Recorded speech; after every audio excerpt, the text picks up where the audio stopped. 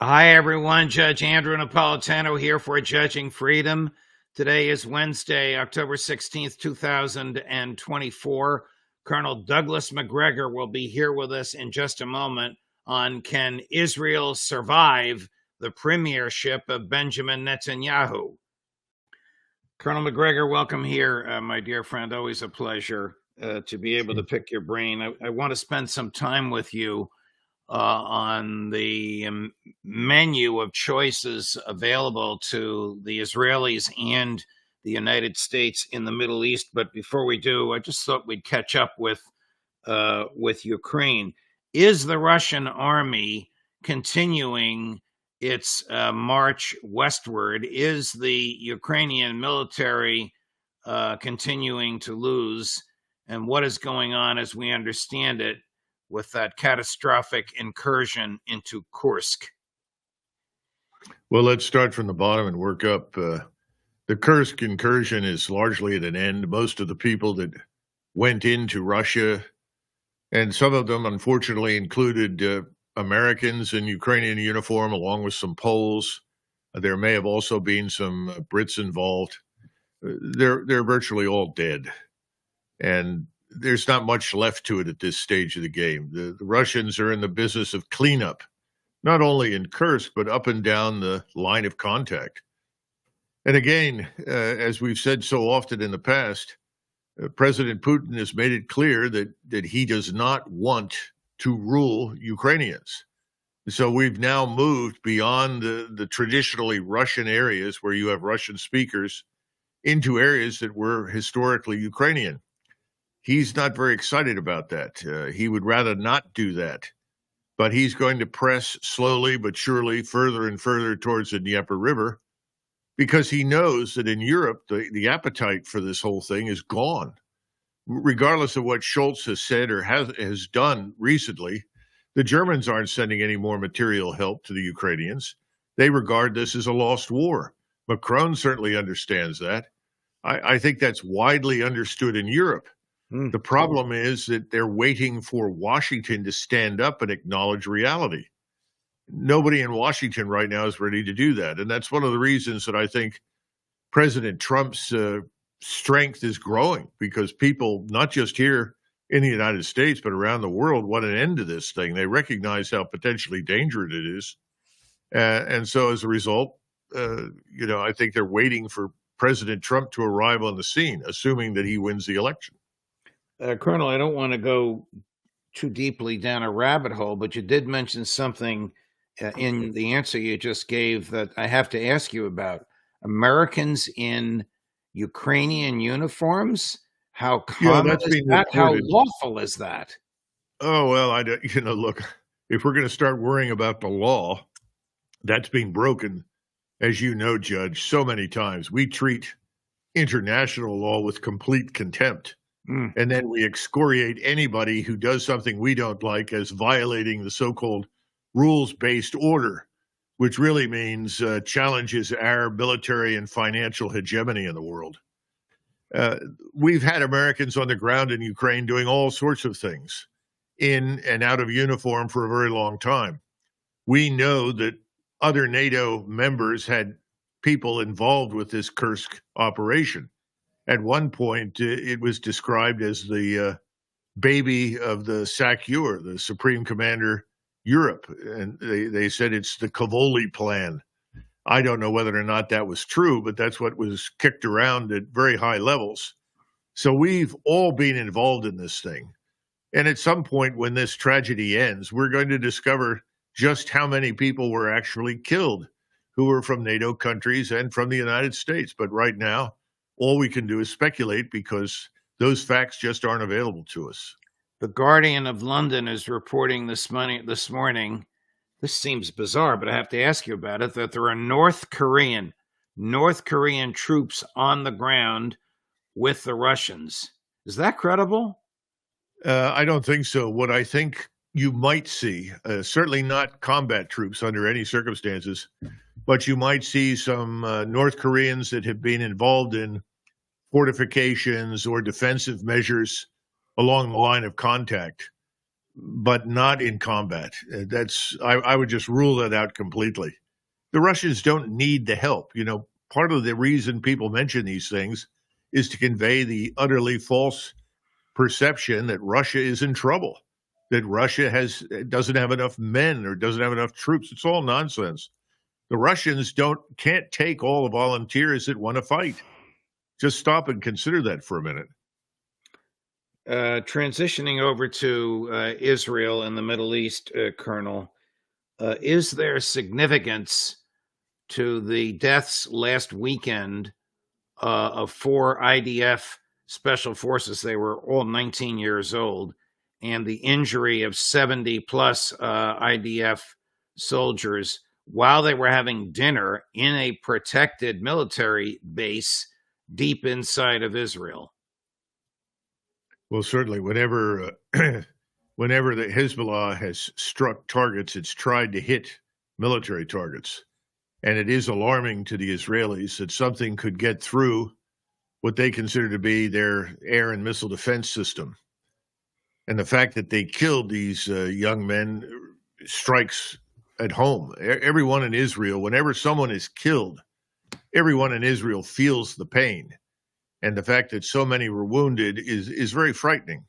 I don't know if you noticed it, but a few weeks ago, we watched Mr. Netanyahu deliver a speech in the aftermath of the Iranian counterstrike, where they fired 180 missiles and basically gave a demonstration of precision strike, their ability to hit targets.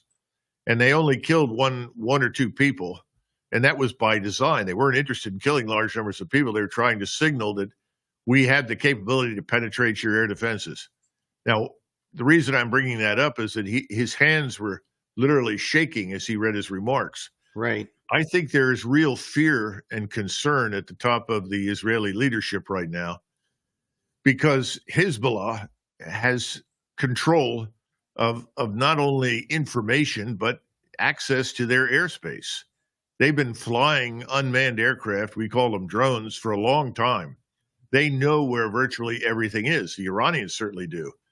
There are no secrets left, which means that no base inside Israel is really safe any longer.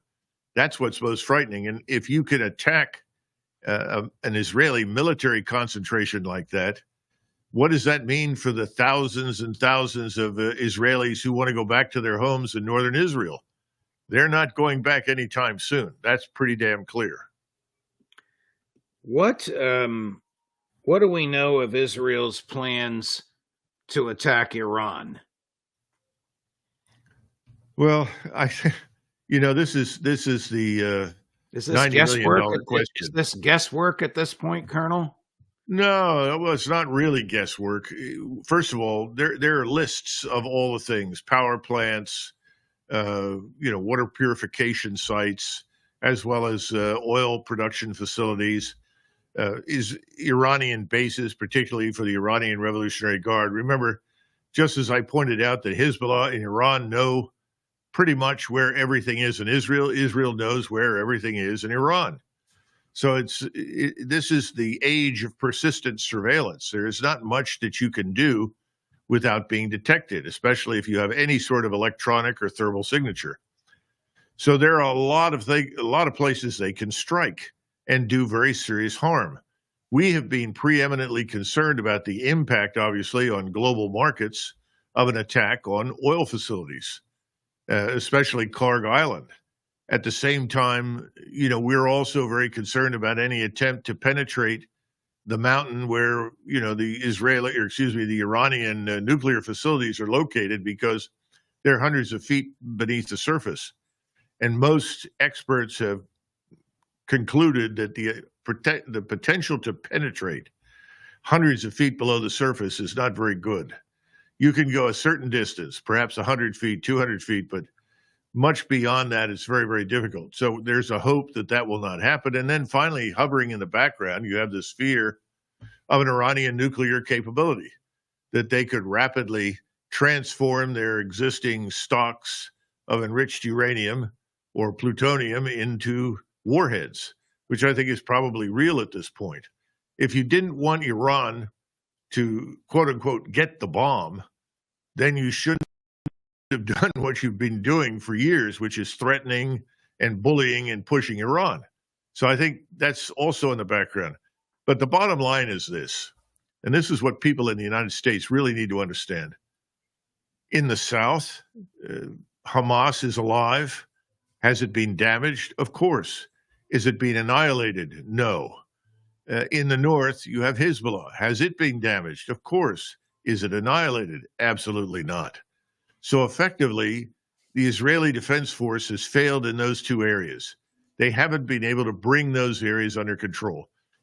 Right now, if you turn on Israeli television, officers are talking about we may go a kilometer or two, or maybe 3 or 4 kilometers into southern Lebanon, but we're not going to drive to the Litani River as we have in the past. We can't do it. So you've got something of a stalemate, which from the standpoint of Hezbollah and Hamas is a victory. For the Israelis, it's tantamount to defeat. And in the midst of this, you have the prime minister who has now stated publicly he will attack whatever he thinks should be attacked in Iran, regardless of what we want or do not want. And you'll remember that over the weekend, there was a piece, I think it was in the Washington Post. I could be wrong. It might have been in the New York Times, where the journalist asserted that Mr. Netanyahu might conceivably be looking for an off-ramp. In other words, a willingness to step back from the maximalist objectives, and therefore the next Israeli strike on Iran would not be, everything that Israel has to offer. In fact, it would be scaled back. Well, since then, Prime Minister Netanyahu said, I don't know where this information came from, but that's absolutely false. And then, of course, we've had these leaks in the press where we've leaked deliberately, I guess, the discussions that we've had with the Iranians about asking them to exercise restraint. These things are completely damaging. So right now, I would say that both sides, Iran and Israel, have no interest in exercising much restraint. They may hold back behind the nuclear threshold, but everything else is fair game. And I think the Israelis will throw everything, including the kitchen sink, at Iran when the time comes. That's where we stand. And this is a last-ditch effort, Judge. Mr. Netanyahu doesn't have very many good cards to play. He's got thousands of American servicemen and women sitting on ships in the Red Sea, the Mediterranean, the Indian Ocean. We can't keep them there in perpetuity. The Navy is literally cannibalizing itself to continue to operate with some measure of effectiveness as it is. Our armed forces are not in particularly good shape. Our missile inventories are low. And remember, you got to go back into port in most cases to rearm. So when we get involved in anything, we have a fairly short burst of capability, go back and reload, and then return to the launch site at sea. These are things that Mr. Netanyahu knows. That's one of the reasons that the Terminal High Altitude Air Defense System was deployed to Israel. And people talk about the missiles, but the truth is that what is really important about the Terminal High Altitude Air Defense System is the radar. The radar is brilliant. It's probably unmatched anywhere in the world. It's one of the best things that we have ever produced. Now, what does that mean? It means that if you set that radar up in Washington, D.C. somewhere, and you point it towards the south, you can track a basketball at 500 feet above the ground in New Orleans. Think about that. That's the kind of resolution this radar provides. The reason I'm emphasizing that is that the missiles, we may exhaust the missiles that we've sent very quickly because you fire 2 or 3 missiles at every incoming target. But the radar is key because the radar can cue large numbers of systems all over Israel to focus on where the enemy is coming. And that's very, very important. So this radar is the crown jewel of what we have to offer right now in air and missile defense, and he's got it on the ground. The problem, of course, is the Iranians are aware of what I've just said, and it'll be a very lucrative target when the fighting begins. You mentioned Netanyahu unloading everything but the kitchen sink. If it were to come the other way, if the Iranians were to unload everything but the kitchen sink, would Israel survive? Israel is going to have a tough time. Let's be frank. I'm sure your other guests have told you similar things. The Iranians are capable of leveling large parts of Israel. There is no question about it. That's why it makes no sense from Mr. Netanyahu's standpoint to withhold anything from his attack on Iran, because he'll try to destroy as much as possible of Iran's capability to threaten and destroy him. It's only natural. I don't think he's going to be very successful, but we'll see. He has the advantage of our intelligence, surveillance, and reconnaissance, space-based and otherwise, and I think that will help enormously. But will it be enough to prevent the arrival of large numbers of hypersonic missiles and ballistic missiles on target in Israel? And that I can't answer, but I think it's going to be very difficult for Israel, regardless of what they do. You were speaking not too long ago about the U.S.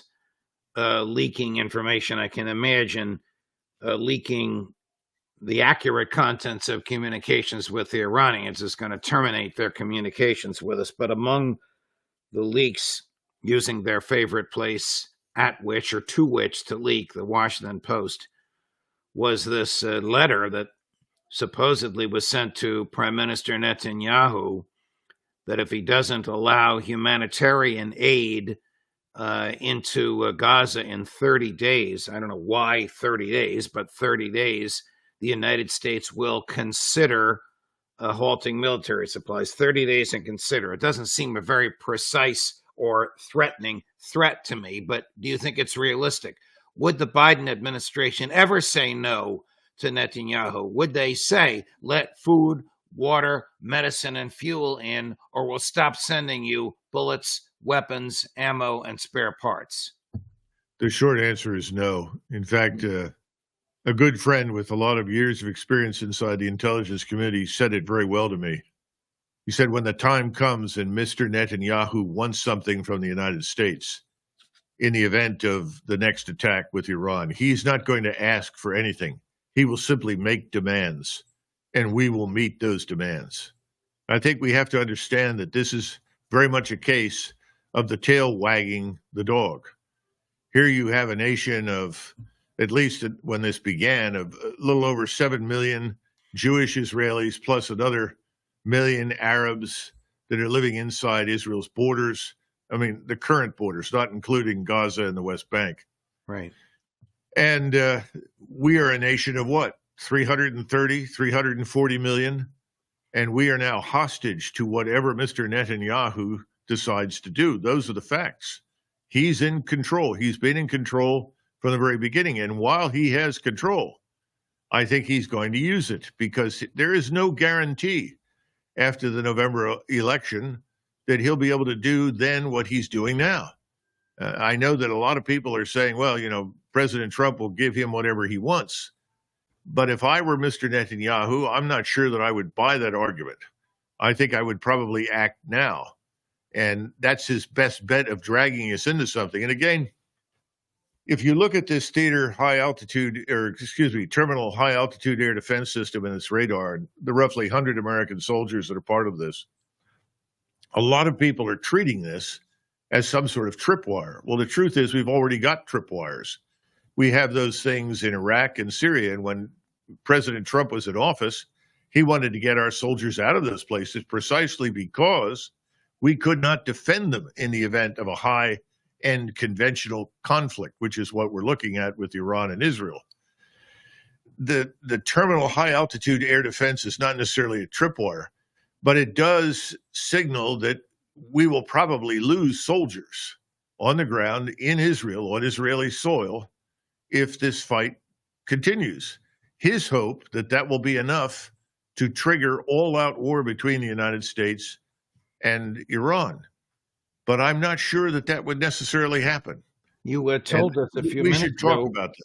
Well, you told us a few minutes ago about the deaths of American soldiers in Ukraine. It's not in the news anywhere.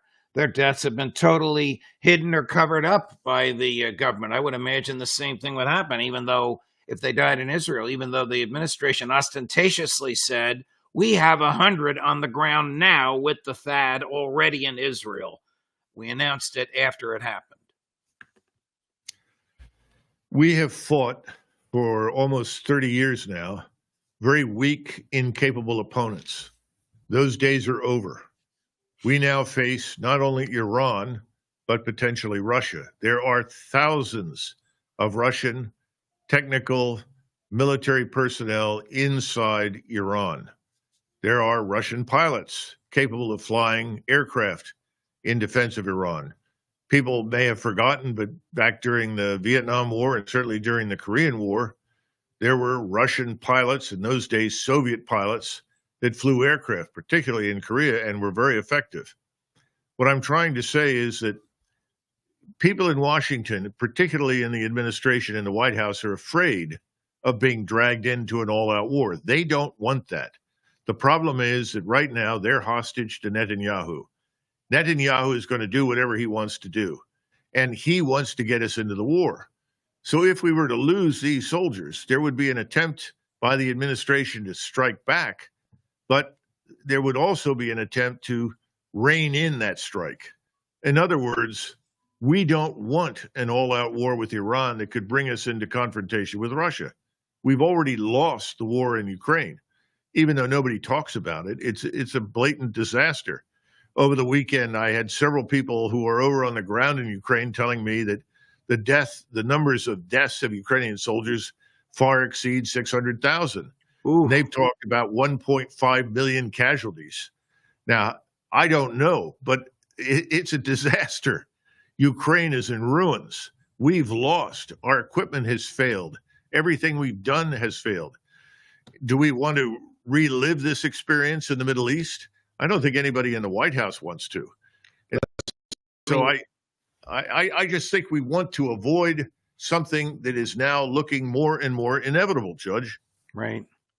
Let me take you back to Israel and ask for your thoughts, Colonel, on the alleged attack by IDF on UNIFIL. And before you respond, take a look at cut number 1. At present, the conflict between Lebanon and Israel is intermittently escalating. Due to the ongoing combat, several camps of the United Nations Interim Force in Lebanon have suffered damage. Additionally, a portion of our peacekeeping comrades have been injured. We continue to make every effort to maintain peace and stability in the region. Commander of Chinese troops fighting with UNIFIL attacked by the Israelis. My God, can this get any more complex or dangerous? Well, I don't think they're fighting with UNIFIL. UNIFIL is not there to fight anybody, as we know. This is a peacekeeping. It can shoot back when it's shot at. Of course. And by the way, the incidents that we've seen thus far involving Irish troops that happen to be part of that organization, the Irish soldiers have behaved with commendable restraint. And that's the point I was trying to get to. I guess that's because Ray McGovern was not their commander. Yeah, probably.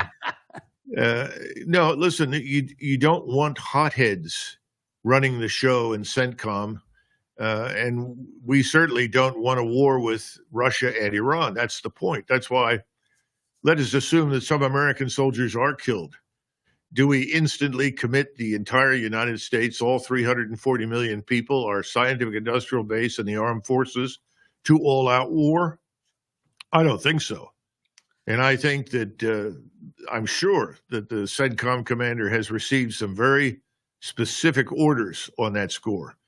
Professional soldiers, especially their officers, are expected to exercise restraint and control over their emotions. And however angry they may be, they understand the consequences of their actions. And no one wants this war. Mr. Netanyahu does, but we certainly do not.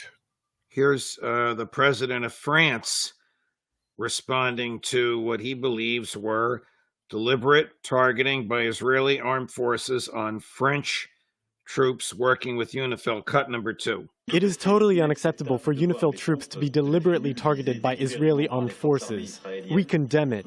We do not and will not tolerate it happening again. Before you respond, here's what he said this morning in a full screen. We don't have the tape of it.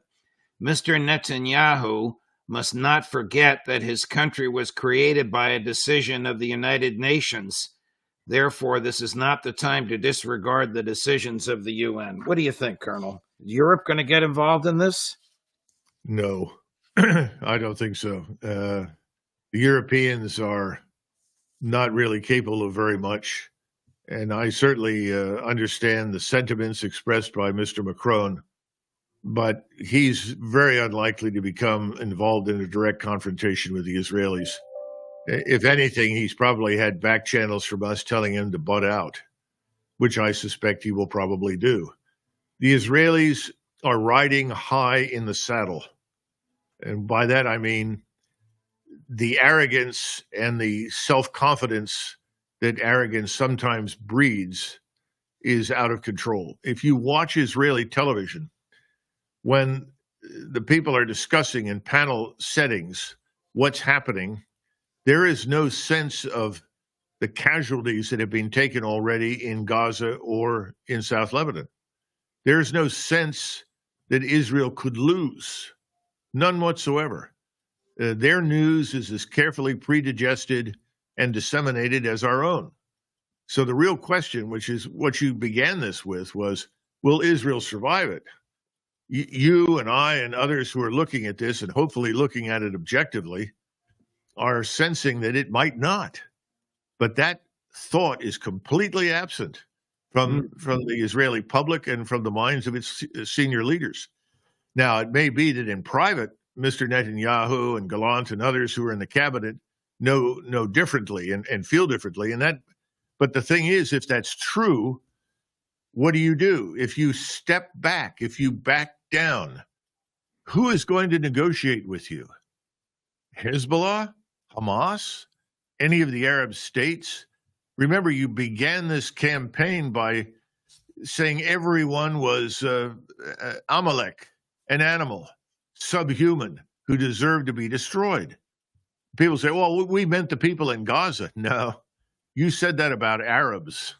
Right. And everyone in the region translates that into not just Arabs, but also Muslims and Christians and whatever else might be there. So who are you going to negotiate with if you back down? There's no one to negotiate with. Are we going to have any leverage with any of these countries at this point? No. Our position in the region has been destroyed. Very, very telling observations, Colonel. One last topic. The IDF jailed a young man who's a friend of the show, Jeremy Lafredo, Italian last name, Jewish mother, American.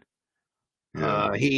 Jeremy appeared before two different Israeli federal judges, both of whom ordered him released. He was finally released, but he was charged with aiding the enemy by reporting on damage done by Iran to Israeli positions, reporting that had already been reported in Haaretz and elsewhere.